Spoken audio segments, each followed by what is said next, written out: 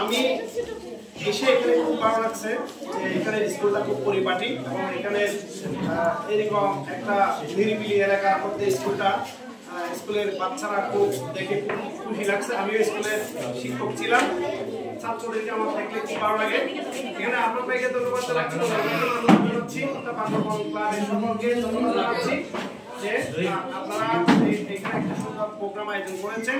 এরকম জোরে পড়া রোধ করার জন্য এবং আমাদের শিক্ষার মান উন্নয়নের জন্য, শিক্ষাকে প্রায়োরিটি দিয়ে শিক্ষার ডেভেলপমেন্টের জন্য অ্যাপেক্স বাংলাদেশের যে কার্যক্রম এটা বাস্তবায়নের জন্য আন্দোলন ক্লাবের যে আন্তরিক প্রচেষ্টা, এই জন্য আন্দোলন ক্লাবকে ধন্যবাদ জানাচ্ছি।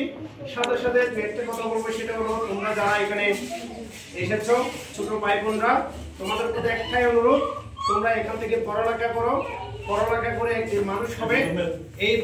তোমরাই এই বাংলাদেশকে একটু উন্নত সমৃদ্ধ বাংলাদেশে পরিণত করবে। এই বাংলাদেশটা পুরো পৃথিবীতে পরিচিতি করাতে পারবে। ডক্টর ইউনূস আজকে এই জোবরা গ্রাম থেকে উঠে পুরো পৃথিবীর নেতৃত্ব দিচ্ছে। এই বান্দরবন থেকে একদিন তোমাদের মধ্যে কেউ পুরো পৃথিবীর নেতৃত্ব দিবে, বাংলাদেশের নেতৃত্ব দিবে।